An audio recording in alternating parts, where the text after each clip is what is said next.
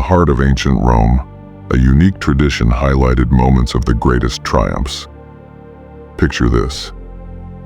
A victorious general parades through the streets, crowned with laurels and hailed as a living deity. But behind him walks a slave, whispering a phrase that might seem odd in such a glorious moment. Memento mori. Remember that you are mortal. These same Romans were responsible for creating one of history's most enduring civilizations. Their secret? A philosophy known as Stoicism, one that didn't just teach confidence but helped build it from the ground up. Today we'll explore 12 Stoic habits that can help you develop an unshakable kind of confidence. Not the shallow Instagram-style confidence, but the deep, lasting kind that stands firm in the face of life's greatest challenges. It's the kind of confidence that doesn't break under pressure, but grows stronger with every obstacle. Before we dive in, remember this. True confidence isn't about being better than others. It's about being better than the person you were yesterday. As Marcus Aurelius once wrote in his personal journals, "Waste no more time arguing about what a good person should be. Be one."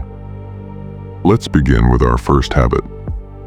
Stop comparing yourself to others. You know that feeling when you're scrolling through social media and suddenly your own achievements feel insignificant? In ancient Japan, there's a concept called Wabi-Sabi, which embraces imperfection as beauty. This aligns perfectly with what Epictetus taught about comparison. If you want to improve, be content to be thought foolish and stupid. I'll share a story from ancient China about a master archer named Kitsa, who was renowned for his perfect shots. One day, a young challenger tried to outperform him, shooting arrows while doing acrobatics. When asked if he could match the young man's feats, Kitsa calmly said, "I do not compete with others. I only compete with myself." This wisdom, simple yet profound, is something we can all learn from. In today's world, we're constantly comparing ourselves to others, but remember, when you compare, you're looking at someone's highlight reel while you're still figuring out your own journey. Your journey is unique, and that's your power. Our second habit, surround yourself with positive people. Seneca, one of Rome's greatest philosophers, once advised, associate with people who make you better. This is practical psychology. Just as a garden needs good soil to thrive, your confidence needs positive influences. Think about the story of Zed, a merchant from medieval Baghdad. When his business failed, instead of hanging out with other unsuccessful merchants, he spent his time in a bustling marketplace, learning, observing, and eventually rebuilding his confidence. Within a year, he surpassed his previous success. The people around you shape your reality. Are they helping you grow or holding you back? Our third habit, take care of your body.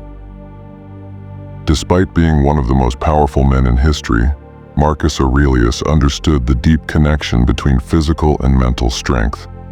As he said, "The soul becomes dyed with the color of its thoughts, but those thoughts live in the body." Ancient Spartans didn't just train for battle, they trained to build confidence. It wasn't about creating the perfect body, but about proving to yourself that you could push through discomfort. There's a beautiful Zen story about a monk who, tasked with tending to a temple garden for a year, found his enlightenment not through meditation, but through physical work. The key here is not perfection, but consistent effort. Simple actions like a walk, stretching, or eating well help you build confidence. Now, our fourth habit, be kind to yourself. Confidence isn't built in a day, and Stoicism teaches us that self-compassion is essential. There's an ancient Middle Eastern parable about two wolves. One represents self-criticism, the other, self-compassion. A young person asks their grandfather, "Which one wins?" And the elder replies, "The one you feed." Confidence is like a garden. You can't force it to bloom, but with nurturing and patience it grows. If you make a mistake, treat yourself as you would a dear friend. Extend kindness, not harsh judgment. Moving on to our fifth habit, practice positive self-talk. When Marcus Aurelius said, "Very little is needed to make a happy life. It is all within yourself, in your way of thinking," he wasn't just philosophizing. He was tapping into a timeless truth about human psychology. In ancient Egypt, there was a scribe named Amat who would recite affirmations like, "My hands are skilled, my mind is sharp," before starting his work. This wasn't vanity, it was programming his mind for success. Positive self-talk works the same way. What you tell yourself shapes your reality. Our sixth habit, face your fears. The Stoic philosopher Seneca said, "We suffer more often in imagination than in reality." I'm reminded of a story from ancient Persia, where a merchant, terrified after seeing death in the marketplace, fled to Samarra, only to meet death there, as death had an appointment with him. The lesson? Running from your fears only leads you right back to them. Confidence doesn't come from the absence of fear, but from the ability to face it. Our seventh habit, do what you're good at. At first, this might sound like staying in your comfort zone, but Aristotle spoke of human flourishing through eudaimonia, the pursuit of excellence in our natural strengths.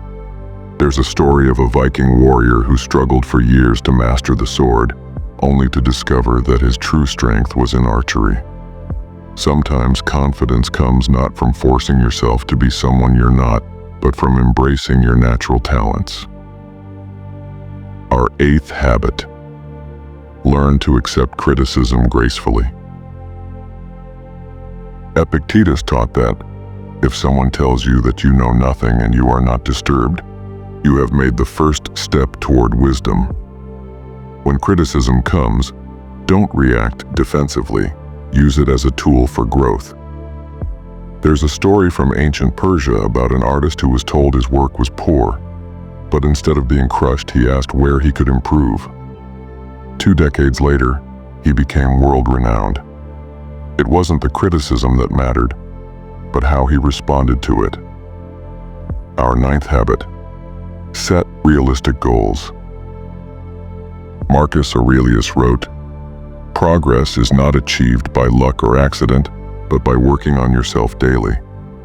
There's an African story of a storyteller named Jabari who wanted to memorize all the stories of his people. His teacher advised him, "Don't try to swallow the ocean, start with a cup of water." By taking one small step each day, Jabari achieved something extraordinary. Habit 10. Challenge negative thoughts. In ancient India, the practice of pratipaksha bhavana involved replacing negative thoughts with positive ones, not wishful thinking, but rational examination. A wise woman in Sufi tradition would ask her fears and doubts, "What do you have to teach me today?" By learning from negative thoughts rather than fighting them, she maintained her unshakable confidence. Habit 11. Celebrate small wins. In ancient Bhutan, there was a tradition of celebrating 5 small wins every morning. This isn't just positive thinking, it's neuroprogramming. Every time you acknowledge a victory, no matter how small, your brain releases dopamine, reinforcing confidence. Our final habit, focus on continuous growth, not perfection. The ancient Japanese concept of Wabi-Sabi embraces imperfection. A master potter named Tanaka once created a bowl with slight asymmetry and highlighted its imperfection with gold, creating something even more beautiful than a perfect bowl. Confidence is the same. It's about continuous improvement, not perfection. By practicing these 12 habits, you'll build unshakable confidence from the inside out, habit by habit. As Marcus Aurelius said, the universe is change. Our life is what our thoughts make it. Start today, and your future self will thank you.